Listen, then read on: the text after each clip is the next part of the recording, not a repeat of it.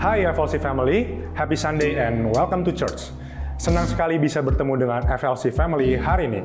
Terutama bagi Anda yang baru pertama kali beribadah di tempat ini, selamat datang di GBI Forward Living Church. Bersama saya Jovan, inilah FLC Sunday News untuk minggu ini.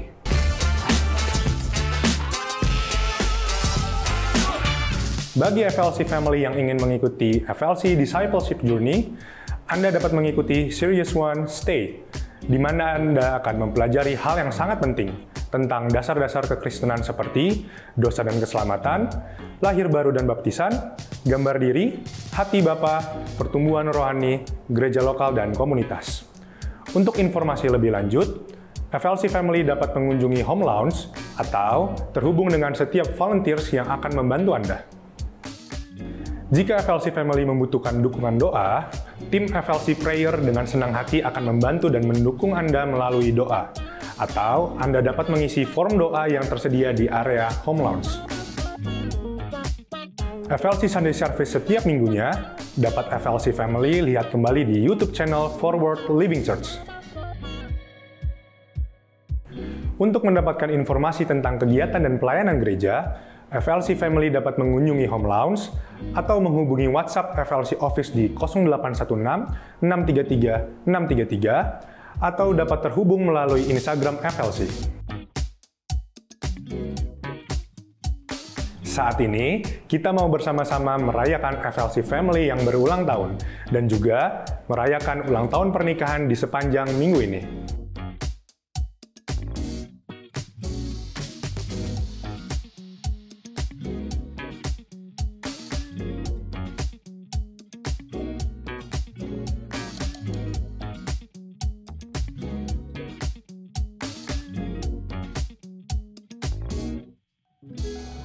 Mari siapkan hati kita untuk memuji dan menyembah nama Tuhan, serta menerima dan mencatat setiap kebenaran firman Tuhan yang disampaikan hari ini.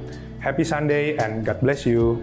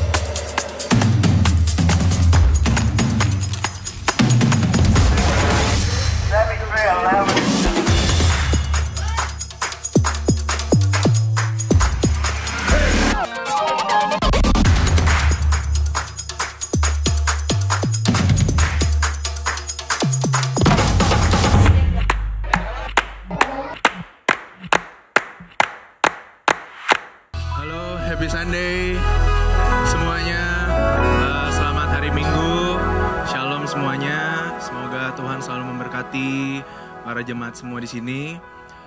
Perkenalkan, nama saya Kevin Tambunan. Saya salah satu, bukan pengurus juga kali ya, mungkin volunteer di gereja ini. Saya dari pertama kali FLC berdiri, saya sudah gereja di sini. Dan mungkin mau sharing sedikit mengenai pengalaman saya di FLC, di mana pertama kali saya gereja di FLC ini rasanya itu seperti nggak lebay tapi kayak keluarga sih. Jadi Pastor Josh tuh bener-bener dari awal tuh ngerangkul saya banget. Pertama kali kenal sampai akhirnya jadi lumayan kenal dan akhirnya kenal banget. Pastor Josh bener-bener ngebimbing saya, selalu ngasih saya masukan untuk kehidupan saya pribadi. Mungkin cerita sedikit pengalaman pribadi saya yang berhubungan dengan Tuhan Yesus, dimana dulu banget nih waktu saya lulus kuliah itu sekitar tahun 2020. Itu awal saya lulus kuliah, pas banget COVID juga. Dan di momen itu papa saya sama mama saya bilang udahlah gak usah kerja dulu, gak usah cari kerja dulu. Terus akhirnya ya udah saya bergumul sekitar 6 bulan mungkin ya selama COVID itu benar-benar nggak ada kerjaan, mau cari kerja juga susah. Tapi ya mama papa selalu ngingetin doa terus gitu. Sampai ketika akhirnya Tuhan ngasih jalan untuk buat bisnis makanan, akhirnya lumayan berhasil pada saat itu. Kita jalan setahun, dibantu mama juga setahun 2 tahun. Jalan pas COVID selesai, akhirnya salesnya kurang bagus dan akhirnya tutup lagi. Cuman mama papa selalu bilang Tuhan Yesus selalu menyediakan rencana terbaik. Dan akhirnya setelah 2 tahun itu saya keterima kerja di law firm. Kebetulan saya lulusan Fakultas Hukum dari UPH angkatan 2016, mungkin nanti ada yang kenal atau di UPH juga. Saya dapat pekerjaan di law firm sekitar setahun dan Tuhan benar-benar membimbing saya selama setahun itu. Walaupun banyak strugglingnya, banyak susahnya, banyak capeknya. Dan hasilnya adalah Tuhan membukakan jalan kepada saya untuk membuka legal consultant sendiri bersama teman-teman saya. Itu benar-benar gak ada di bayangan hidup saya. Saya dikasih kepercayaan itu, dikasih jalan itu. Yang awalnya struggling, nyari kerja susah, terus buat bisnis dan gagal lagi. Tapi akhirnya Tuhan selalu menyertai saya. Dan mungkin pesannya kalau boleh sharing, akhirnya karena kejadian itu saya selalu percaya apapun di dalam kehidupan kita, fase kehidupan kita, Tuhan tuh pasti akan selalu memberikan yang terbaik. Mungkin bukan sekarang, mungkin nanti akan ada kesusahan lagi, tapi mentalitas Kristennya itu yang harus bangun. Kita harus percaya bahwa Tuhan Yesus itu akan selalu ada di sisi kita. Dan thank you banget Pak Jos, udah selalu bimbing, thank you banget. Dan saya harap untuk jemaat-jemaat yang baru pertama kali hadir atau mungkin baru beberapa kali, percayalah ini gereja yang tepat untuk kita bisa support satu sama lain untuk mengembangkan iman kita dan punya keluarga baru di sini. Mungkin itu saja dari saya, sharing dari saya. Semoga bisa menjadi jadi inspirasi mungkin, atau bisa jadi cerita baru gitu, bisa diceritakan ke teman-teman. Dan mungkin saya ingin doa pembuka. Mari kita berdoa. Tuhan, terima kasih Tuhan, Engkau telah mengumpulkan kami semua di sini. Terima kasih Engkau telah menyertai kami semua sehingga selamat ke gereja ini tanpa kekurangan suatu apapun. Tuhan, sekarang kami berkumpul, berkatilah agar kami bisa memuji-Mu dengan sungguh-sungguh, bukan sekadar bernyanyi, tapi kami benar-benar bisa menghayati apa yang menjadi makna dari lagu itu. Berkatilah juga agar kami dapat menyerap dan menerapkan apa yang akan firman-firman-Mu yang akan dibagikan oleh Pastor Josh. Terima kasih Tuhan, berkatilah gereja ini agar selalu bisa menjadi rumah bagi orang-orang Kristen untuk bisa lebih mengenal Engkau. Terima kasih banyak Tuhan Yesus, di dalam nama anak-Mu kami ingin berdoa dan mengucap syukur. Haleluya, amin. Boleh berikan tepuk tangan buat Allah kita sekali lagi. Haleluya. Mari jemaat, saudara yang terkasih, saya undang sama-sama kita bangkit berdiri. Berikan tepuk tangan buat Allah kita yang dahsyat luar biasa. Kita mau memuji Dia, amin. Mari bersukacita di hadapan Tuhan.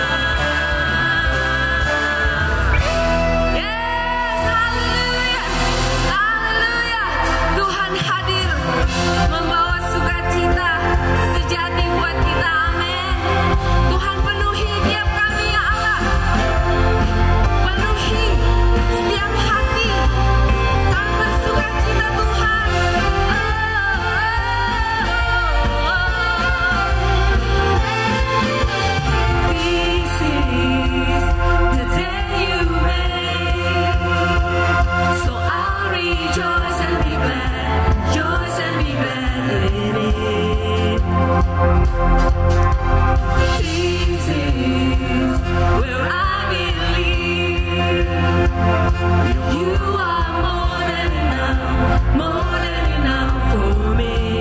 Oh yes, come on katakan ini. You are faithful to your promise. Amen. You are strong when I am weak. When I'm standing in your presence, I have everything I need. There's joy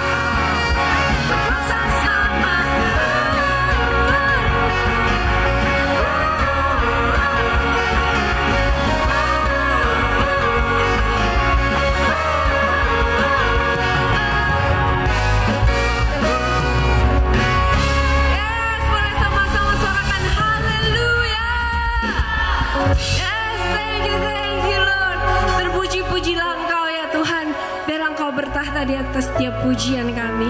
Dan biarlah ini menyenangkan hati Tuhan. Terima kasih ya Bapa.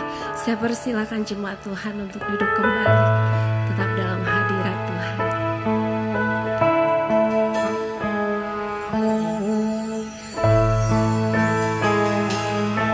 Terima kasih Yesus. Bahwa sungguh banyak memang yang Kau perbuat ya Tuhan. Tidak dapat kami sangkali ya Yesus. Biarlah saat ini kami mau merenungkan setiap kebaikan Tuhan. Kami membawa setiap kehidupan kami. Kami membawa keluarga kami. Orang-orang yang kami kasihi. Kami membawa setiap keberadaan kami di kaki-Mu ya Allah. Thank you Jesus. Thank you Lord. Thank you Jesus. Terima kasih. Kasih Tuhan sungguh mulia, tulus dan sempurna mengasihiku. Pengorbanan di Kalvari sungguh berharga, Kau tebus dosaku. Terpujilah Tuhan Yesus. Ditinggikan di atas pujian, Dari dalam lubuk ku sujud dan berterima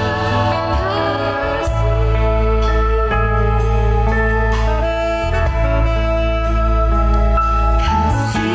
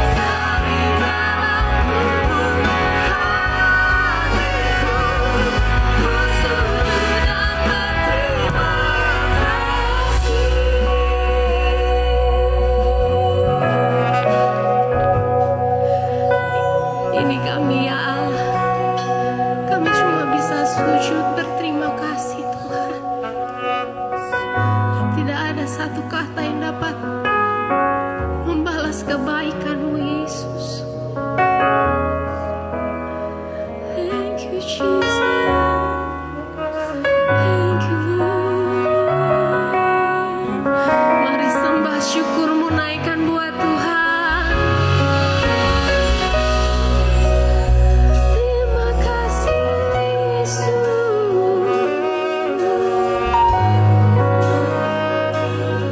Terima kasih, ya Allah. Dari hati kami sembah Engkau. Dari hati kami sembah.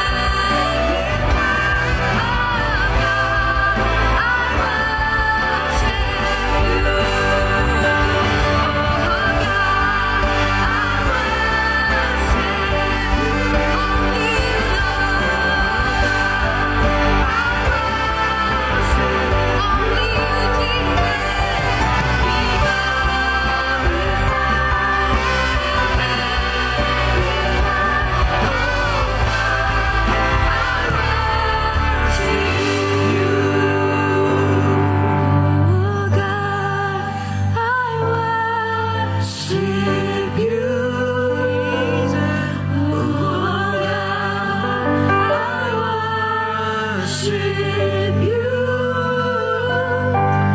Be glorified. Tidak ada yang lain Tuhan. Penyembahan kami hanya kepadamu Yesus. Mari dari hatimu katakan.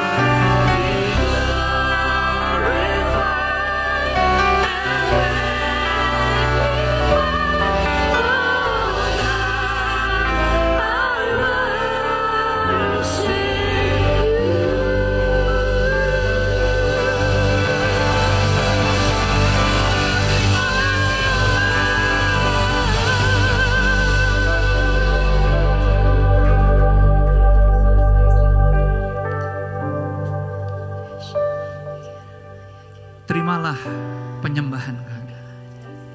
Terimalah ungkapan saat kami berkata, Tuhan Yesus hanya Engkau yang dimuliakan. Tuhan Yesus hanya Engkau yang diagungkan.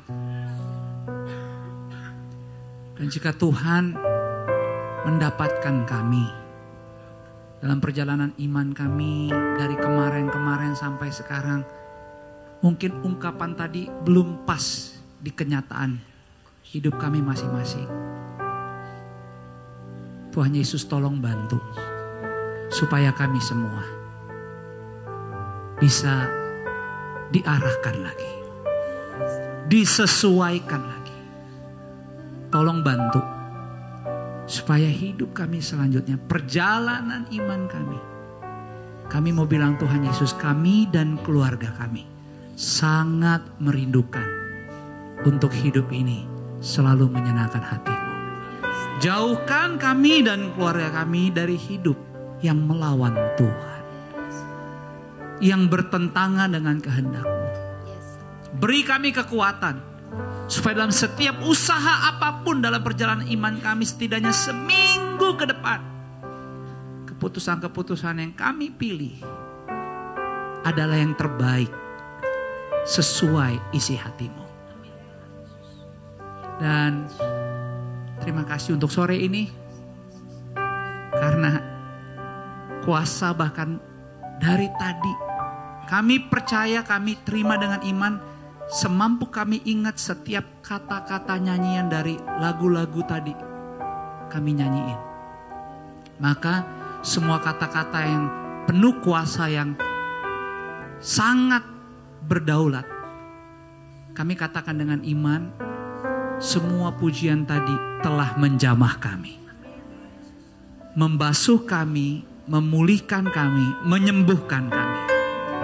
Sehingga akhirnya tidak ada yang lain, nama yang lain selain satu nama yang kami sanjung, kami tinggi-tinggikan selain namamu Yesus. Luar biasa hadirat-Mu. Saat ini tolong bantu kami semua untuk sambut firman-Mu, melanjutkan apa yang Kau ingin kami terima secara khusus di Forward Living Church, di gereja-Mu, di rumah kami ini sepanjang 1 bulan ini, supaya kami dapat merenungi firman-Mu lebih baik lagi, karena firman-Mu adalah terang untuk jalan hidup kami semua. Kami siap diberkati sore ini di dalam nama Yesus. Kita yang siap terima firman dengan sukacita, yuk sama-sama semua katakan amin. Mari berikan tepuk tangan sekali lagi buat Tuhan yang luar biasa. Puji Tuhan, dipersilakan kembali duduk di hadirat Tuhan. Selamat sore semuanya, shalom. Puji Tuhan, selamat datang di FLC. Senang bisa berjumpa kembali dalam kebersamaan. Terima kasih untuk semua volunteers yang melayani. Saya percaya semua kita bisa saling menikmati berkat Tuhan, karena bukan hanya saat kita bisa mendengar firman, tapi waktu kita bisa datang, kita berusaha untuk mencoba, dan akhirnya dalam perlindungan Tuhan kita bisa tiba di rumah Tuhan, kita bisa ketemu dengan teman-teman, keluarga seiman, satu tubuh Kristus, kita bisa saling menyapa, bisa saling connect, bisa saling melayani. Dan kita tahu ibadah ini gak lama, 5:30 harusnya udah selesai. Dan saya percaya di waktu yang singkat, di hari Minggu, ibadah kita bukan hanya tentang pengulangan juga. Ibadah kita bukan hanya ritual Minggu, tetapi kita tahu bahwa hanya oleh perbuatan tangan Tuhan yang besarlah sampai sore ini kita bisa ada sebagaimana kita ada. Dan saya berdoa, saya memohon juga kepada Tuhan, saya dan istri, kiranya benar-benar Tuhan setiap rumah tangga, setiap keluarga, setiap pasangan, anak-anak, setiap orang tua, kakak adik yang datang ke gereja, ke rumahmu, dari ibadah pertama, ibadah kedua, ibadah ketiga, kami berdoa, Tuhan tolong biarlah semuanya mengalami perjumpaan pribadi dengan Engkau. Karena di tengah-tengah dunia yang gak makin lebih baik, penuh ketidakpastian, kita harus lebih sungguh-sungguh untuk percaya Tuhan tuh Immanuel. Tuhan tuh dia Immanuel. Dia tidak pernah sekali-kali meninggalkan kita. Dan di minggu keempat ini saya mencoba dalam pimpinan Roh Kudus untuk bekerja sama seperti apa yang Tuhan udah tetapkan. Di bulan Maret ini kita gereja banyak belajar tentang keterbukaan dan kejujuran. Jadi kalau Anda datang sebagai keluarga, sebagai jemaat, dan mungkin secara frequently Anda datang tiap minggu, tiap bulan kita punya tema-tema yang Tuhan titipkan untuk kita bisa belajar sama-sama. Dan bulan Maret ini dari minggu pertama, ya saya ingat kita ada Pastor Gilbert Tera dari Netherlands, terus ada Pastor Debbie Bashir, minggu kemarin Pastor Sari Simorangkir. Bahkan sampai minggu besok itu kita banyak belajar bicara tentang keterbukaan dan kejujuran. Buat saya ini bukan judul yang sembarangan nih. Walaupun buat kita mengerti di kehidupan keseharian kita, kata terbuka dan kata jujur adalah satu definisi yang gak sulit untuk dimengerti. Tetapi buat saya ini mahal banget nih, kata terbuka dan kata jujur. Keterbukaan dan kejujuran, karena ini buat saya kata-kata ini adalah nilai hidup. Aset. Bisa gak katakan sama-sama aset? Kasih tahu kiri kananmu, bilang bukan rumahmu, bukan mobil lo. Bukan. Karena aset tuh ada yang kelihatan, amin. Kia. Ada aset kan ada yang kelihatan, ada yang gak kelihatan. Ada yang bisa dipegang, ada yang gak bisa dipegang. Saya juga punya aset yang gak kelihatan. Itu jauh lebih penting daripada yang kelihatan. Jadi istri saya tahu persis. Nomor 1, nama baik. Nomor 2, iman. Nomor 3, keluarga. Nomor 4, hubungan. Dan semua itu hanya bisa dihidupi dengan 2 nilai yang mahal ini. Kalau mahal, gampang dapatnya atau susah? Susah. Makanya mahal. Yaitu keterbukaan dan kejujuran. Karena bicara terbuka, bicara kejujuran, bukan cuma statement. Ini relationship. Hubungan. Dan bicara hubungan, harusnya yang namanya hubungan selalu harus dipenuhi dengan percakapan. Harus. Buat kita orang Kristen, salah satu mempertahankan percakapan kita dengan Tuhan yang gak bisa dipegang, yang gak kelihatan. Ya hidup jujur dan terbuka. Apalagi? Karena bicara terbuka dan jujur gak cuma diri sendiri, harus ke Tuhan dulu. Baru ke diri sendiri, baru ke orang lain. Dan bicara terbuka, bicara kejujuran, justru anehnya adalah ini bukan sesuatu yang di dalam.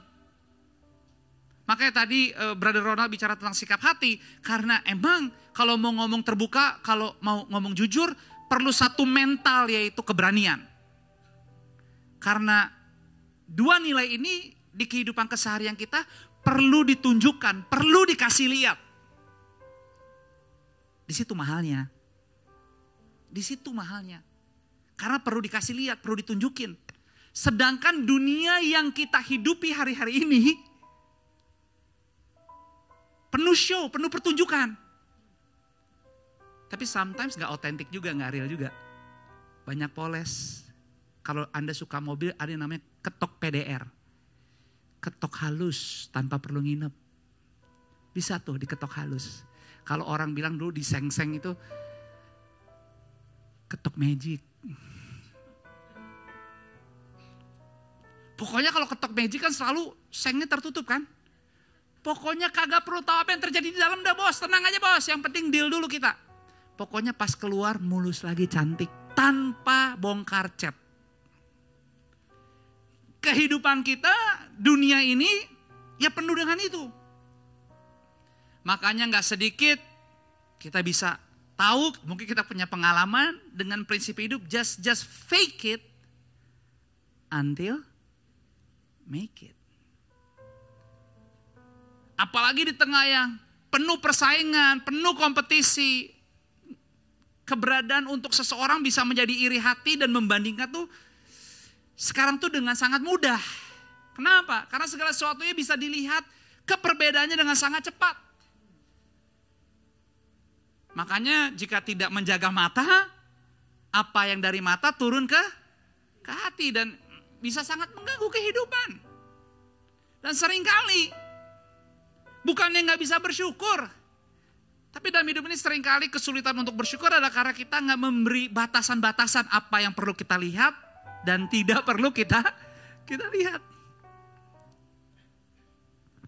Itulah kenapa kalau kita nggak mau serius untuk memiliki nilai kata jujur dan terbuka di hidup kita, kita akan susah punya ketenangan dalam hidup ini karena jujur dan keterbukaan sangat berdampak kepada identitas diri kita.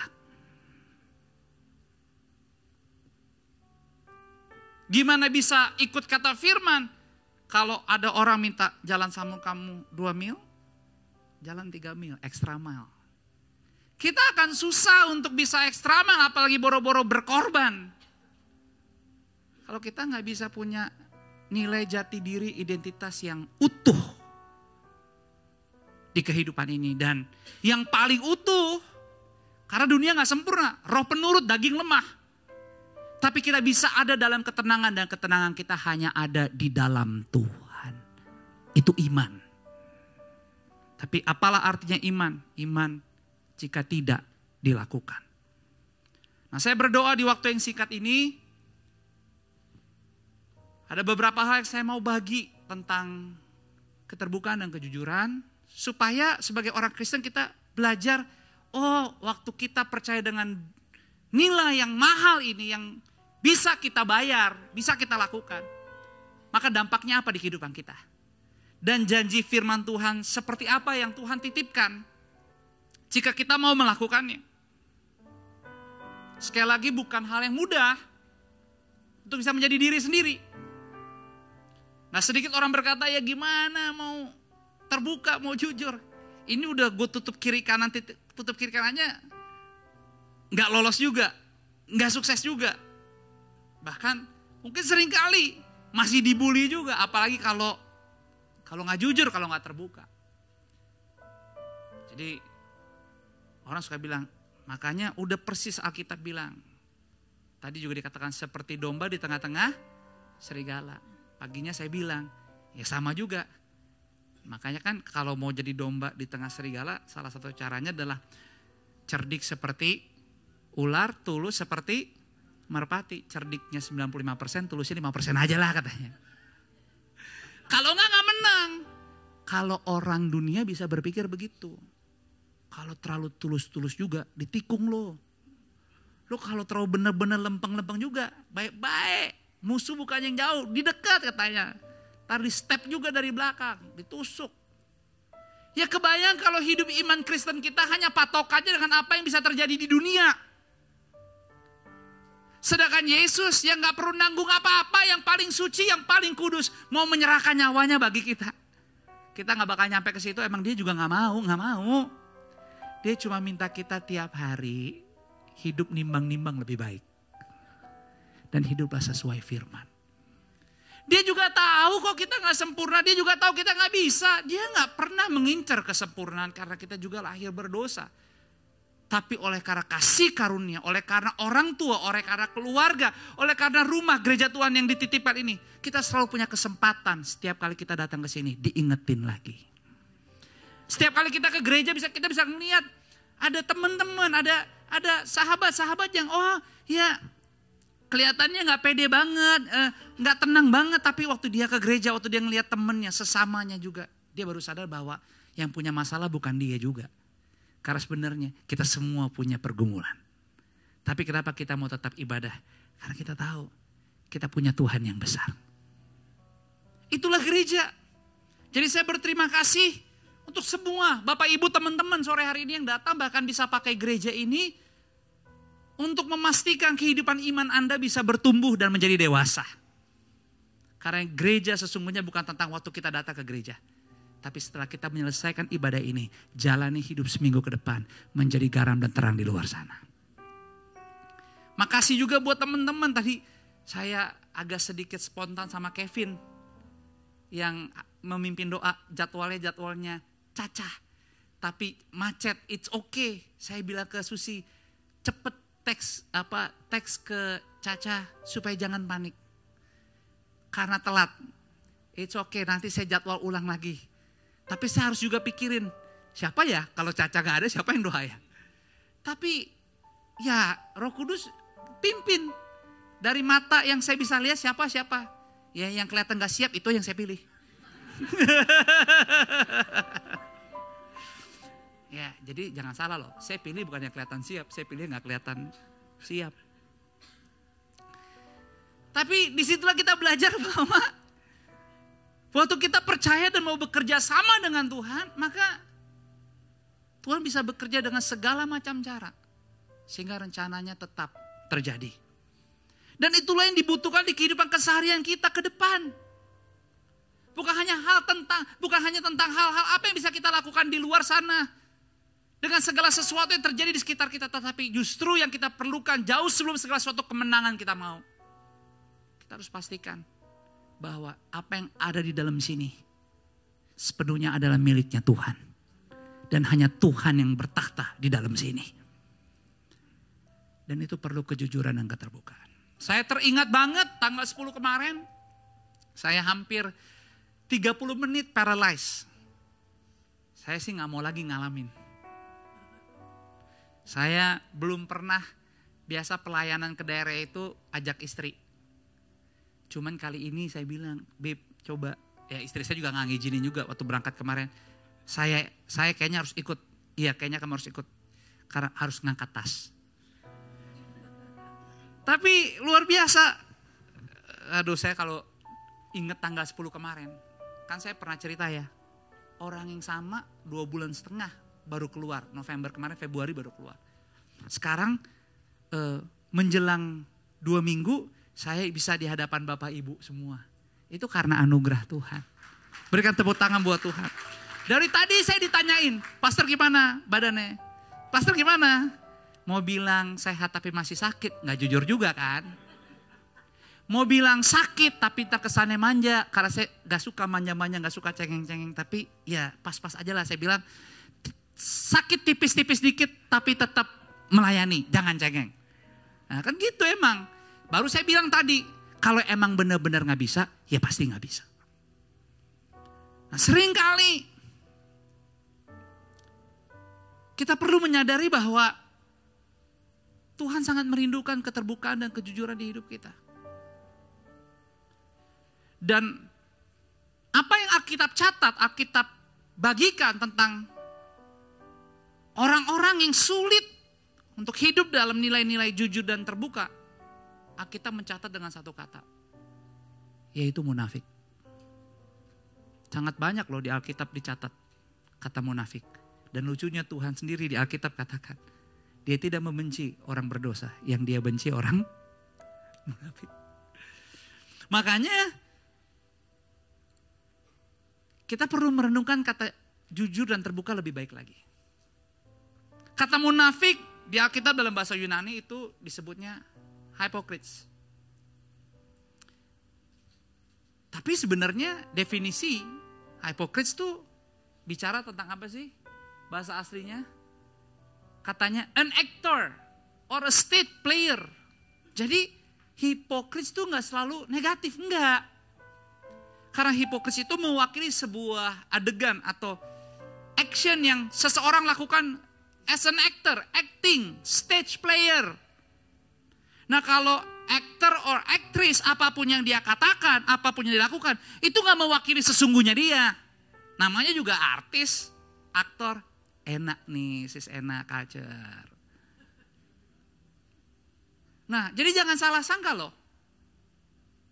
Gak selalu negatif, makanya ada beberapa pengertian yang perlu kita pikirkan. Bicara tentang kata munafik. Karena munafik bukanlah jarak atau perbedaan antara apa yang kita lakukan dengan apa yang seharusnya kita lakukan. Bukan. Kalau itu namanya kelemahan atau kekurangan manusiawi kita. Kemunafikan juga bukan jarak atau perbedaan antara perilaku kita dengan apa yang seharusnya menjadi standarnya Tuhan. Itu bukan munafik, itu dosa. Missing God's standard. Meleset dari apa yang menjadi standarnya Tuhan. Tetapi Tuhan juga tahu siapa kita sebenarnya karena kita dilahirkan sebagai orang yang berdosa. Tapi karena begitu besar kasih Allah akan dunia ini, waktu kita mau percaya, waktu kita punya kesempatan untuk menerima kelahiran baru, pengampunan dan penebusan kita terima. Itulah di Yakobus 5 ayat 16 katakan apa? Mari kita baca sama-sama satu ayat yang gak asing buat kita. Bahkan seringkali menjadi gairah semangat di saat kita mau melakukannya, yaitu doa. Yakobus 5 ayat 16 katakan 2-3. Ini lagi disiapin. Oke. 2-3. Karena itu hendaklah kamu saling mengaku dosamu dan saling mendoakan supaya kamu sembuh. Doa orang yang benar bila dengan yakin didoakan besar kuasanya, sangat besar kuasanya. Tahu kan Anda bahwa yang dimaksud doa orang yang benar ini bukan orang yang sempurna loh. Karena gak ada yang sempurna. Dan Tuhan tidak pernah mengejar kesempurnaan. Tetapi doa orang yang benar bila dengan yakin didoakan besar kuasanya adalah ya ini. Orang benar bukanlah orang sempurna yang tidak berdosa. Tapi orang benar adalah orang yang berdosa yang berani jujur dan mengaku dosanya. Jadi waktu kita sebagai orang Kristen kita bisa gagal, kita bisa jatuh, tapi kita diingatkan, ditegur, dilawat. Dan hati sikap hati kita punya respon yang benar, mau bekerja sama, mau sadar, mau bangkit, mau minta maaf, mau jujur. Seperti Daud, terlalu banyak kesalahan yang bisa dicatat di hidupnya. Tapi Tuhan bilang, hatiku berkenan kepada dia. Karena dia sadar ada satu permintaan, satu kerinduan bahwa Tuhan tidak tinggalkan dia. Dia sadar kok, wah dia kacau banget hidupnya, terlalu banyak error. Aku ingat banget mah pendeta yang suka nubuatan di Kenisa, Pak Amos. Pernah suatu kali tuh Pak Atmos Jayaratman. Pak Amos Jayaratman, Atmos si Odell, lupa. Sepatu culture. Kalau maksudnya Odell tuh saya suka minta diskon sama Odell kalau beli sneaker di Atmos. Ini Pak Amos. Pernah aku dinubuatin di tempat Patra Kuningan tuh katanya. Dia tiba-tiba tunjuk aku. You're become like David. Serem juga. David versi yang mana nih? Cuman saya ingat itu kan udah berapa, I think 20 years ago. Nih pengen nanya lagi kalau ketemu. You pernah ngomong ke I loh, hampir 20 tahun yang lalu, I like David. David yang mana, versi yang mana. Serem juga, baru keinget-inget. Karena sepanjang 1 bulan ini banyak ngomongin Daud kan. Saya ingat ada orang, hamba Tuhan pernah buatin saya, hidup saya bakal kayak Daud. Hah? Serem amat. Makanya amin yang mana dulu nih, serem banget soalnya. Kan kacau banget, tapi saya berdoa. Semoga Daudnya saya itu maksudnya Tuhan berkenan dengan hidup saya. Karena hati saya merindukan hati kita semua tentunya. Ini kan menjadi tantangan buat kita. Gimana sampai minggu keempat bulan Maret ini hidup kita gak jauh dari Tuhan. Bukan cuman agamawi kita mungkin. Atau ya kita ibadah fisik kita ke gereja. Tapi masihkah 1 minggu ke depan segenap hati kita berseru hanya kepada Tuhan. Saya sebenarnya ada banyak potong-potong nih khotbah saya. Itu waktu saya paralyzed kemarin, saya percaya dalam Tuhan gak pernah ada yang kebetulan. Waktu saya masuk kamar, saya ada dari hati saya bilang. Di hati saya, Tuhan, saya lihat tempat tidur itu. Saya tolak dalam namamu Tuhan Yesus. Saya gak akan lama tinggal di situ. Kenapa? Ibu saya tuh di situ lama kanker. Badan ibu saya itu dibolongin depan belakang. Di tempat tidur perawatan. Jadi buat saya, itu saya tolak semua. Badan saya lama-lama dalam tempat tidur, dalam ruang, enggak, saya gak mau. Karena saya bilang, Tuhan, saya punya lembaran yang baru oleh karena anugerahmu, aku dan keluargaku melayanimu, hidup berkenan dan hidup sehat. Kan boleh minta kan? Jadi mama saya udah menjadi benih yang luar biasa. Jadi saya tahu waktu saya mengalami ini bukan cuma cedera nih. Di hati saya tahu nih, pasti Tuhan mau sesuatu dari saya. Jadi waktu saya berproses masuk di ruangan itu, saat itu saya ditinggalin sendirian. Bukan hanya ketulusan di hati saya. Ini yang saya mau bagi. Sederhananya adalah, saya bilang Tuhan, ini saya sangat terbuka dan jujur. Kalau Tuhan mau ada yang Tuhan sampaikan ke saya. Mungkin waktu sehat-sehat kemarin Tuhan belum berencana untuk menyampaikan karena saya pasti gak dengar. Ternyata Tuhan mau sampai ini pas lagi begini, silahkan bicara. Tapi saya nego juga, saya bilang, tapi kalau bisa sakitnya angkat dulu. Udah kesakitan, angkat dulu. Nanti Tuhan saya jamin, Tuhan kasih tahu saya apa aja, saya dengar dan saya langsung berubah. Ini true story. Ya Tuhan bicara jelas, sederhana banget. Ya artinya ada sesuatu di dalam saya yang harus lebih sungguh-sungguh lagi. Memikirkan jiwa-jiwa yang terhilang. Itu doang. Ya Tuhan gak bisa bicara di hidup kita juga macam-macam. Di kerjaan, di keluarga. Di hubungan orang tua dengan anak. Suami istri. Tuhan banyak bicara. Kenapa? Ya semua kita punya tanggung jawab. Ya kebetulan kemarin saya dapat bagian itu ya. Saya bilang Tuhan lain kali kasih saya ingat aja dari awal. Saya tetap nurut kok. Gak perlu bicara pas sakit-sakit dulu, kagak perlu. Tapi ya itulah pengalaman. Di saat kita bisa terbuka dan jujur dengan Tuhan, maka apa saja yang kamu minta, Tuhan berikan. Gak lebay loh. Saya serius. Itu sakit saya. Yang sakit parahnya itu yang saya rasain, mama saya yang dampingin saya. Pokoknya di saat itu saya paling anti telepon sebenarnya.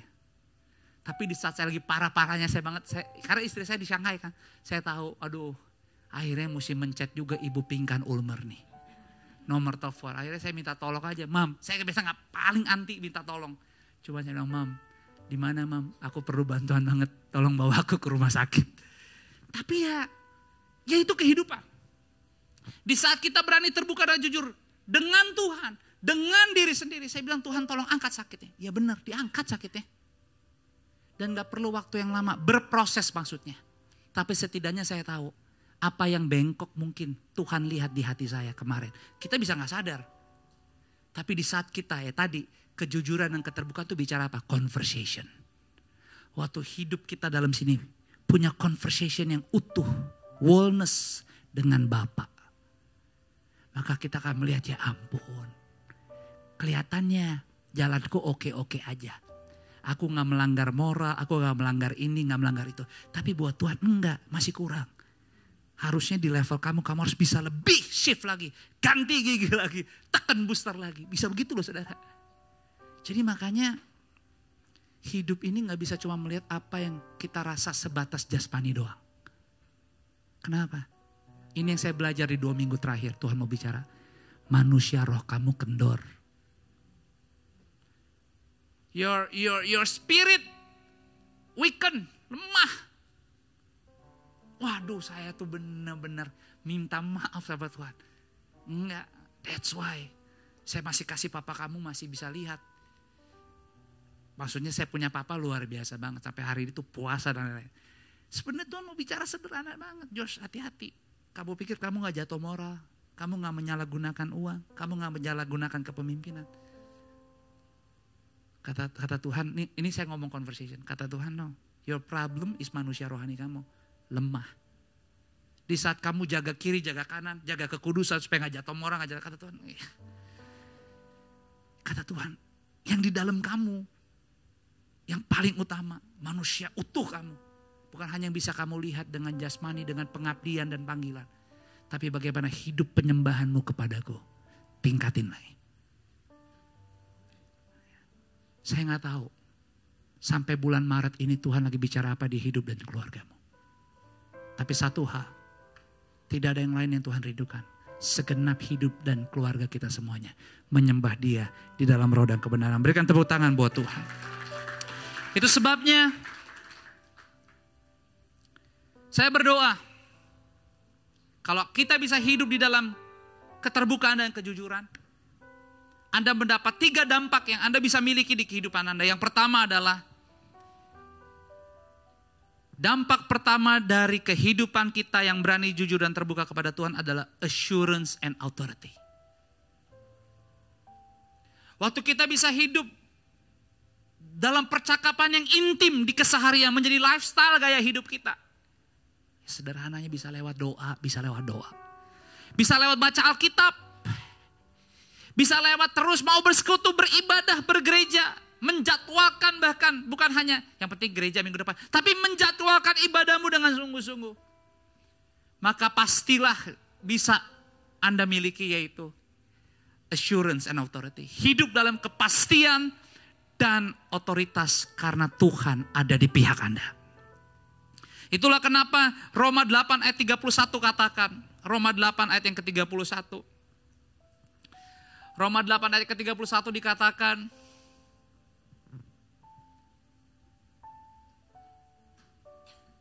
Sorry buat yang di belakang layar, saya kasih ayat mundur. Oke. Demikian bunyi firman Tuhan 2-3. Sebab itu, apakah yang akan kita katakan tentang semuanya itu? Jika Allah di pihak kita, siapakah yang akan melawan kita? Jadi ternyata, betapa pentingnya kita memang harus hidup di dalam kepastian dan otoritas. Dan itu hanya bisa terjadi kalau kita menjaga nilai hidup yang jujur dan terbuka. Apakah saya nggak baca Alkitab? Saya baca Alkitab tiap hari. Apakah saya baca Alkitab hanya untuk siapin khotbah? Enggak, ini ada istri saya. Anda bisa tanya anak saya kapan aja. Bahkan kalau Anda ke rumah saya, Anda bisa tanya ke anak saya. Kalau papa baca Alkitab di mana, dia akan tunjukin spot-spotnya di mana saya baca Alkitab. Tapi di mata Tuhan, enggak. Manusia rohaninya masih lemah. Kuatin lagi. Bisa begitu. Artinya apa? Keterbukaan dan kejujuran sangat diperlukan. Untuk memastikan bahwa kita dengan Tuhan di ruangan yang sama. Bisa duduk semeja makan. Ya kalau sebenarnya kita bisa duduk semeja makan dengan Tuhan, kan dia bilang. Bahkan musuh pun bisa duduk, tapi dia gak bisa dapat ambil makanan dari apapun. Karena hidanganmu adalah daripadaku yang kusediakan untukmu. Tidak ada yang bisa menjamah. Ya itulah, jika Allah di pihak kita, siapa lawan kita? Makanya 2 Korintus 3:18 katakan apa? 2 Korintus 3 yang ke-18. Saya bacakan buat Anda semua. Dan kita semua mencerminkan kemuliaan Tuhan dengan muka yang tidak berselubung. Ini terambil dari kisah saat Musa bertatap muka dengan Tuhan. Setiap kali dia keluar dari gunung Sinai setelah berbicara kepada Tuhan, dia harus menyelubungi mukanya menutup. Karena bangsa Israel gak bisa melihat sinar kemuliaan Tuhan yang begitu kuat. Tetapi Alkitab katakan 2 Korintus 3:18. Kita semua mencerminkan kemuliaan Tuhan dengan muka yang tidak berselubung. Gak perlu lagi selubung itu. Dan karena kemuliaan itu datangnya dari Tuhan yang adalah roh, maka kita diubah menjadi serupa dengan gambarnya dalam kemuliaan yang semakin besar. Bangsa Israel gak bisa melihat muka wajah Musa setiap kali dia bertatap muka setelah bertatap muka dengan Tuhan. Kenapa? Penuh sinar kemuliaan. Gak sanggup. Makanya Musa tahu dia tutup. Tapi di Korintus juga diceritakan bagaimana. Di situ dikatakan ternyata ada waktu di mana Musa menutup juga. Bukan karena bangsa Israel gak bisa melihat sinar kemuliaan. Tapi kemuliaannya udah hilang. Jadi Musa tutup supaya bangsa Israel gak menyadari bahwa actually the glory udah gak ada lagi. Jadi dua versi yang berbeda.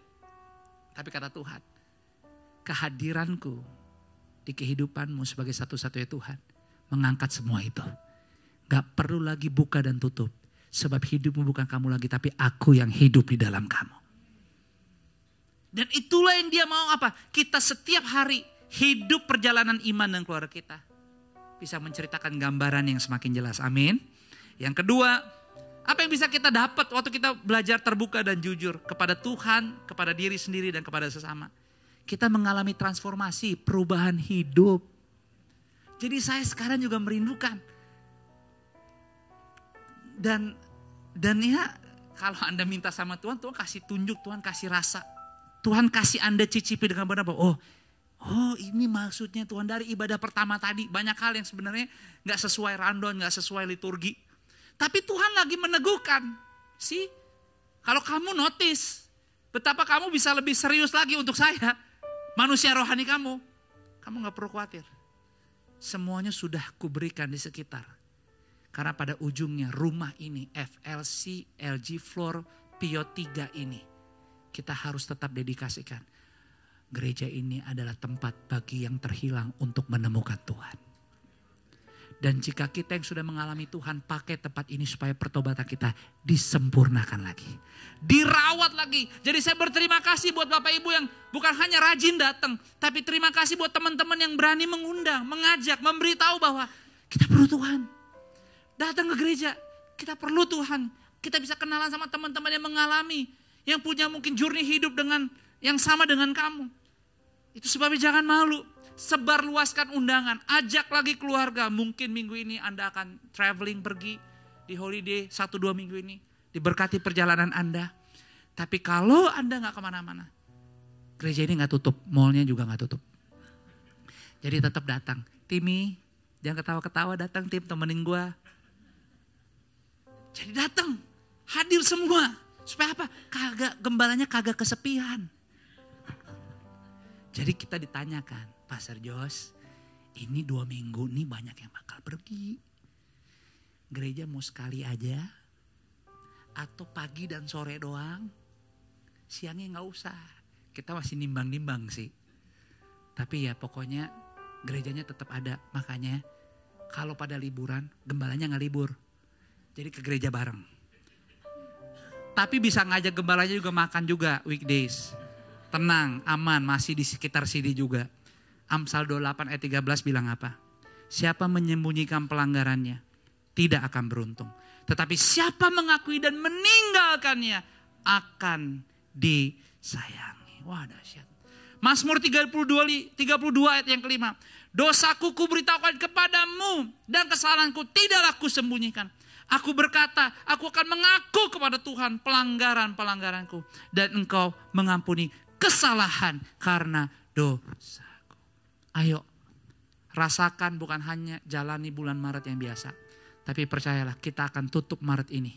Akan menjadi lebih baik daripada minggu-minggu sebelumnya. Kenapa? Karena yang lama sudah berlalu. Tuhan berikan hal-hal yang baik diberikan kepada kita pada sore malam ini. Berikan tepuk tangan buat Tuhan.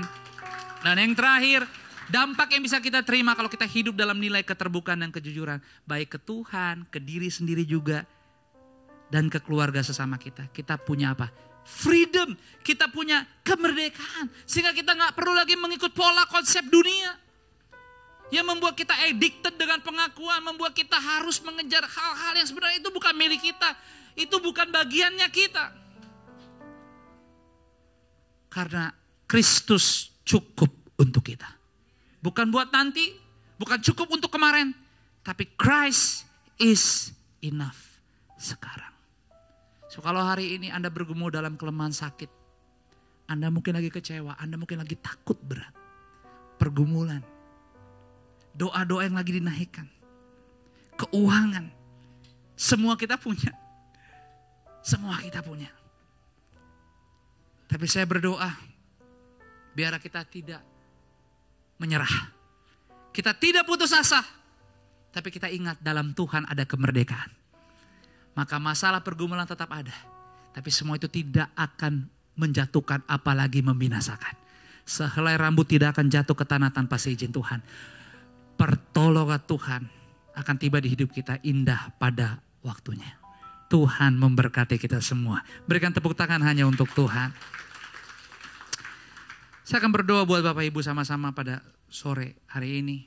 Mari tundukkan kepala. Bapak terima kasih untuk kuasa-Mu yang bekerja luar biasa, untuk hadirat-Mu. Aku berdoa untuk setiap keluargaku yang telah hadir, yang bersama-sama kami semua seorang yang lain dari depan sampai ke belakang. Bahkan aku berdoa buat setiap keluarga, anak-anak kami, cucu kami yang ada di belakang, di kids area, di kids ministry Tuhan. Setiap kami mau bilang, kami di dalam Engkau. Dan Tuhan Yesus, Engkau ada di dalam kami. Engkau ada di suami kami. Tuhan Yesus, Engkau ada di istri kami. Tuhan Yesus, Engkau hadir buat anak-anak kami. Engkau hadir buat kakak kami. Engkau hadir buat adik kakak. Haleluya. Engkau hadir. Engkau hadir di pergumulan kami, dalam ketakutan kami. Dalam rasa capek, rasa khawatir. Kalau kami ada merasa di area border, kami ada di area perbatasan. Akan keputusan-keputusan yang kami akan buat selanjutnya, kami mau bilang Tuhan Engkau hadir. Tuhan gak pernah kosong. Engkau peduli. Itu sebabnya sampai detik sore menjelang malam ini, kami menaruh harapan kami hanya kepadamu. Walaupun kami gak tahu, belum bisa lihat, belum mengerti. Tapi kami mau bilang, hanya caramu yang ajaib. Caramu yang dahsyat. Yang sanggup mengadakan yang tidak ada menjadi ada. Yang sanggup memelihara, karena satu kerinduan kami ya Tuhan. Firman-Mu dipenuhi bagi hidup kami. Kami senang dengan adanya banyak pengalaman. Tapi kami merindukan pengalaman surgawi di kehidupan keseharian kami. Tuhan Yesus, selamatkan kami. Tolong bela kami. Bimbing kami. Pulihkan kami. Ampuni dosa-dosa kami. Biarlah kami terus semakin dimurnikan di dalam Tuhan. Roh Kudus terus bicara.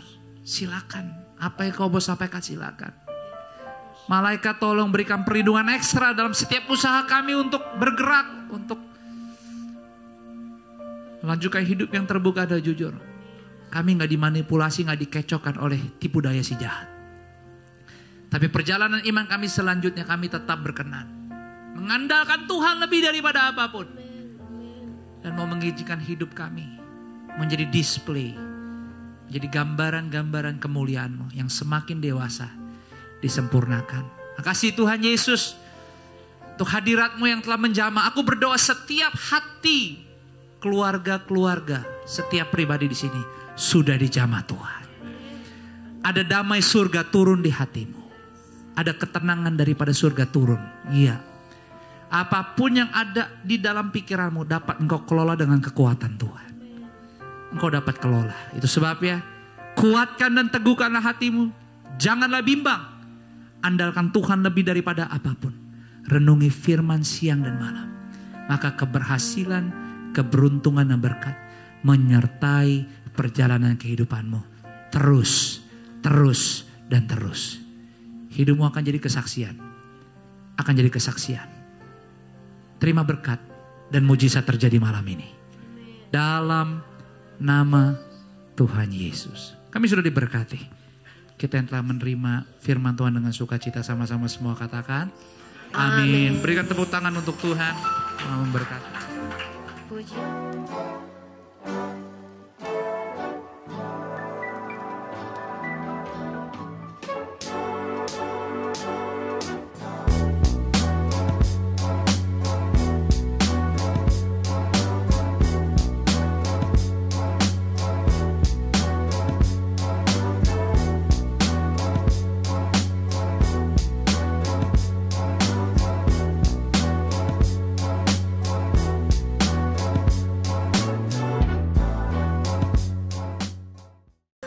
Puji Tuhan.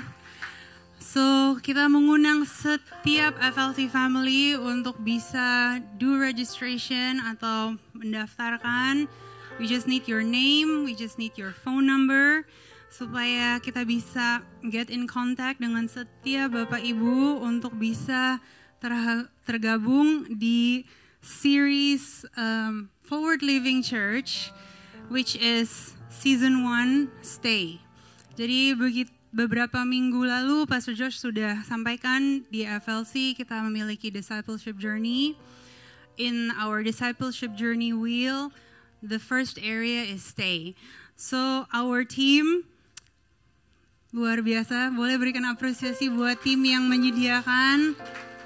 Tadi a little bit of a sneak peek behind the scene, mereka kemarin sempat syuting episode 1 and 2. They will shoot another 4 episodes, so in total 6 episodes untuk season stay. Dimana kita akan belajar sama-sama tentang dasar-dasar kekristenan, tapi kita juga belajar tentang FLC as a church, as a community, our values, apa saja yang kita sama-sama di sini mau lakukan dalam satu kebersamaan, dan format kelas atau pembelajaran yang kita lakukan untuk kali ini kita berubah sedikit. So we're trying something new. Tapi puji Tuhan, the guys, the team behind all this, they put so much effort and energy supaya kita semua bisa memiliki experience atau pengalaman belajar secara blended learning, tapi dengan kenyamanan keseharian kita tersendiri. Jadi kalau misalnya sebelumnya kita sudah mengadakan kelas ini dan materinya juga sudah dibagikan, tapi formatnya classroom setting. Tapi kita melihat setelah pandemi dan juga dengan kesibukan hari-hari ini, it's a little bit challenging untuk semua hadir di satu tempat bersama. Jadi kita do it a little bit different. Jadi Bapak Ibu hanya harus melakukan registrasi. Bapak Ibu akan menerima link di mana nanti Bapak Ibu bisa menonton setiap episode dengan tersendiri, wherever you are, whenever you can, at your own convenience, dan bisa juga di pace atau kecepatan masing-masing. Lalu setelah semua series Stays ini selesai, baru kita akan undang untuk sama-sama kita bisa ada Q&A, kita bisa discuss, kita bisa berfellowship, dan kita akan bahas setiap topik yang akan dibahas di setiap episode. Kerinduan Gembala tentunya untuk semua di FLC bisa join in this class. Jadi ini bukan kelas khusus untuk yang baru pertama kali menerima Tuhan sebagai juru selamat atau untuk newcomers at FLC. No, this is for everyone. So untuk mungkin Bapak Ibu yang sudah bergabung di patient community, you may register juga through your patient leader or coordinators. Untuk volunteers, you may also register through your ministry area coordinator, dan tentunya everybody should be able to watch. Setiap episode nggak akan lama, jadi berikanlah juga apresiasi untuk tim yang benar-benar bekerja sangat keras untuk menyediakan platform ini, untuk menyediakan wadah ini dalam format untuk kita bisa belajar tapi dengan kenyamanan kita masing-masing. So kita berharap semua bisa melakukan pendaftaran dan gereja akan membantu untuk bisa berkomunikasi dengan setiap Bapak Ibu. Jika memiliki lebih banyak pertanyaan terkait our series, take a little step. I was told, yeah, it's the hashtag, isn't it? Yes, okay. So if you have questions about this, you can also connect with us at the end of the service. Tapi percayalah ini sesuatu yang baik, percayalah kita semua perlu alignment, kita perlu refreshment, kita mungkin Kristen dari kecil atau kita mungkin bergereja dari kecil, tapi nggak ada salahnya untuk selalu mengupdate, menrefresh dan belajar kembali setiap hal yang akan dibagikan melalui Stay and the 6th episode. So mari kita bangkit berdiri dan kita mau berikan juga apresiasi untuk semua yang melayani pada hari ini. Yeah, I think we can give a better clap sih than that. Ayo lebih semangat. So puji Tuhan. Dan kita akan bertemu kembali minggu depan. Biarlah siapapun yang akan berlibur juga berliburlah dengan safe, have a safe travel, have a quality time dengan setiap keluarga Bapak Ibu, atau kalau berpergian juga biarlah selalu dalam kondisi yang sehat. Tadi pagi ada jemaat baru bercerita mereka pergi berlibur dan ternyata di saat mereka sampai di destinasi liburan mereka, suaminya harus dilarikan ke rumah sakit karena ternyata harus dioperasi darurat karena usus buntu. Tapi puji Tuhan semua berjalan dengan baik dan tadi sudah kembali beribadah. Jadi anything can happen. So my prayer for all of you that are traveling, please take extra care, be extra careful, dan biarlah terus ada damai dan sukacita. Untuk yang berada di Jakarta, we will be here.